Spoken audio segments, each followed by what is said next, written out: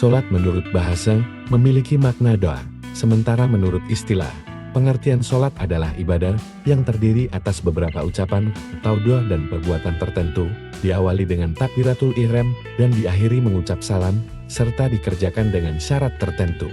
Perintah mendirikan solat bisa kita temukan di banyak ayat dalam Al-Quran. Salah satu firman Allah Subhanahu wa Ta'ala berikut, artinya, sesungguhnya solat itu adalah fardu yang ditentukan waktunya atas orang-orang yang beriman. Selain dalam Al-Quran, perintah untuk mendirikan ibadah solat juga disampaikan oleh Rasulullah Shallallahu Alaihi Wasallam dalam sebuah riwayat hadis di bawah ini. Artinya, dari Abu Abdurrahman Abdullah bin Umar bin Khattab, semoga Allah meridhoi mereka berdua. Ia berkata, aku pernah mendengar Rasulullah bersabda, Islam didirikan di atas 5 dasar, yaitu memberi kesaksian bahwa tiada Tuhan selain Allah dan Nabi Muhammad adalah utusan Allah, mendirikan sholat, menunaikan zakat, melaksanakan ibadah haji ke Baitullah, dan berpuasa di bulan Ramadan. Seorang muslim wajib mengetahui dan memahami persiapan yang harus dilakukan sebelum mengerjakan ibadah sholat. Persyaratan tersebut yang dikenal dengan syarat sahnya sholat. Sebab, apabila ada salah satu dari syarat yang ditinggalkan, maka dapat membatalkan sholat. Adapun syarat-syarat yang dimaksud adalah sebagai berikut. 1. Beragama Islam. Seseorang harus beragama Islam, atau harus masuk memeluk agama Islam terlebih dulu apabila hendak mengerjakan sholat. Sebab, bagi umat non-muslim, tidak sah dan tidak akan diterima amalannya jika mengerjakan sholat. Allah Subhanahu wa Ta'ala berfirman, artinya, tidaklah pantas bagi orang-orang musyrik itu untuk memakmurkan masjid-masjid Allah, sedang mereka mengakui bahwa mereka sendiri kafir. Itulah orang-orang yang sia-sia pekerjaannya, dan mereka kekal di dalam neraka. 2. Berakal sehat. Seseorang yang hendak mengerjakan ibadah sholat harus berakal sehat. Artinya, bagi orang yang gila, tidak diwajibkan untuk mengerjakan sholat sampai dia sembuh dan memiliki kesadaran akan keimanan kepada Allah. Sebagaimana telah disabdakan Rasulullah Shallallahu Alaihi Wasallam berikut. Artinya, ada 3 golongan manusia yang telah diangkat pena darinya atau tidak diberi beban syariat, yaitu orang yang gila sampai dia sembuh, orang yang tidur sampai dia terjaga, dan anak kecil sampai dia balik. 3. Balik atau dewasa. Kewajiban mengerjakan amalan sholat juga diwajibkan bagi seseorang yang sudah dewasa. Artinya, secara logika, seseorang tersebut sudah dapat membedakan mana baik dan buruk dari perilaku sehari-hari. Seorang anak yang belum balik, belum memiliki kewajiban mengerjakan sholat. Rasulullah Shallallahu Alaihi Wasallam bersabda, artinya, perintahkanlah anak-anak untuk melaksanakan sholat apabila telah berumur 7 tahun, dan apabila dia telah berumur 10 tahun, maka pukullah dia kalau tidak melaksanakannya. 4.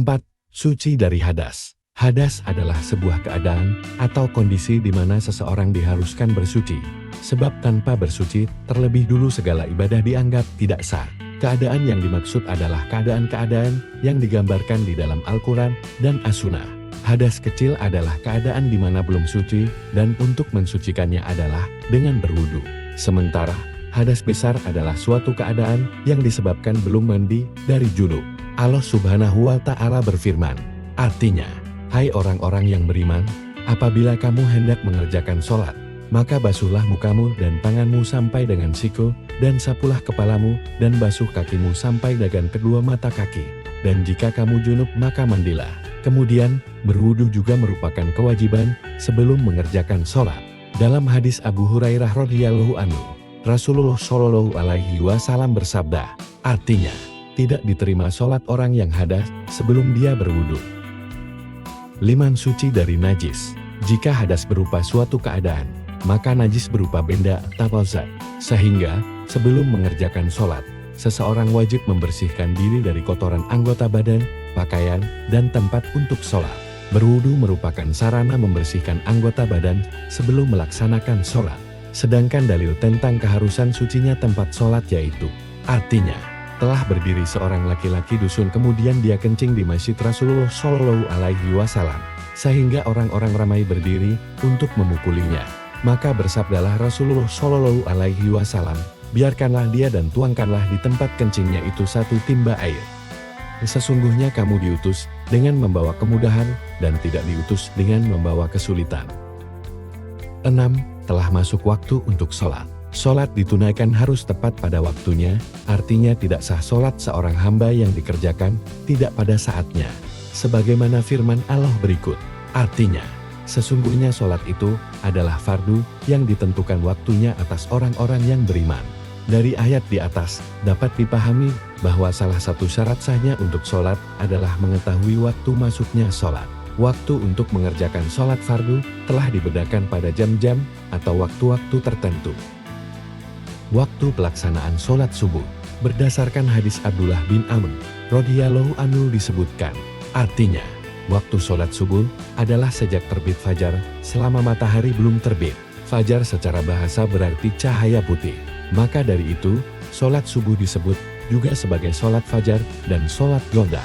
Ada dua jenis fajar, yaitu fajar pertama atau fajar kansib yang merupakan pancaran sinar putih yang mencuat ke atas kemudian hilang dan setelah itu langit kembali gelap.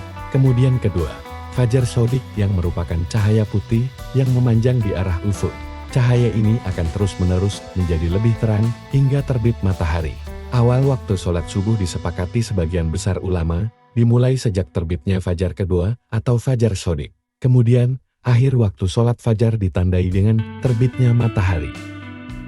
Waktu pelaksanaan sholat zuhur, Rasulullah Shallallahu Alaihi Wasallam pernah bersabda, artinya, waktu zuhur adalah ketika matahari tergelincir hingga saat bayangan seseorang sama dengan panjangnya dengannya selama sebelum masuk waktu asar.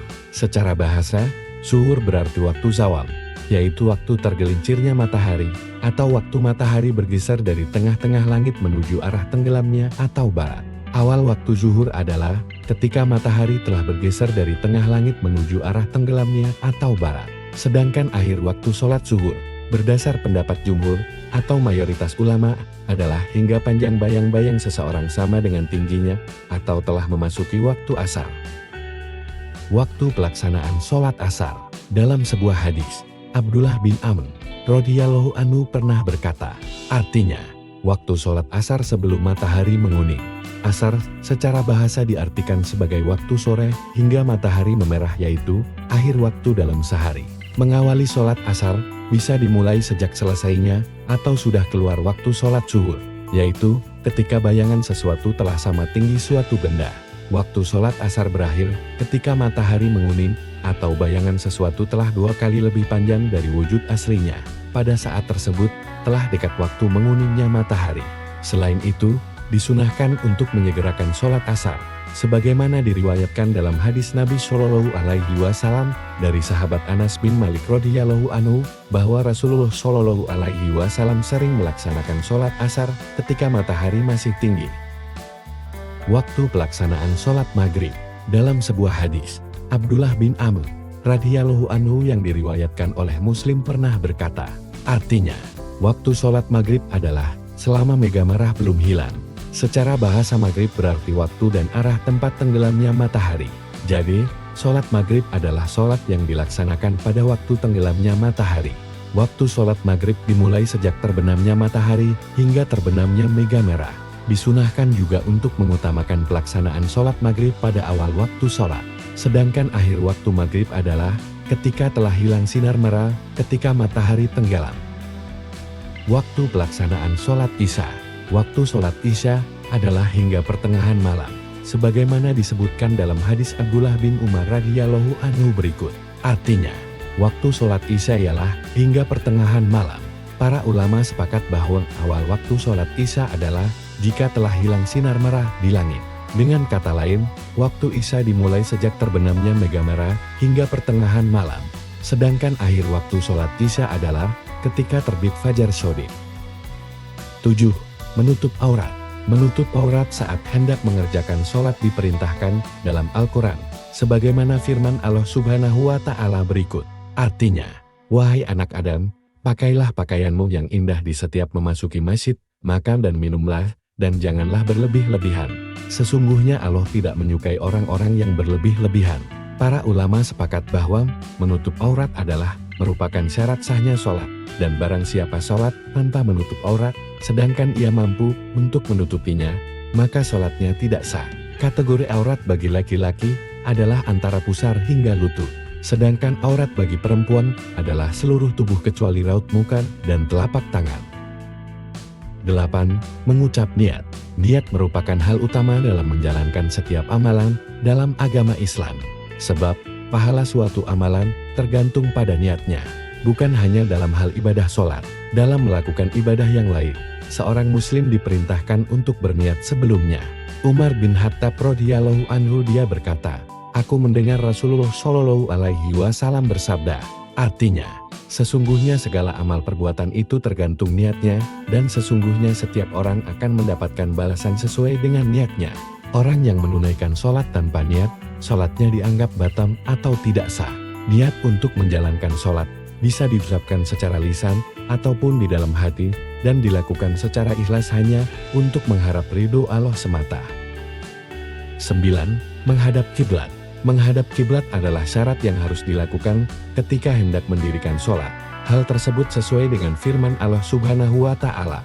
Artinya, sungguh kami sering melihat mukamu menengadah ke langit, maka sungguh kami akan memalingkanmu ke kiblat yang kamu sukai. Palingkanlah mukamu ke arah Masjidil Haram, dan di mana saja kamu berada, maka palingkanlah mukamu ke arahnya.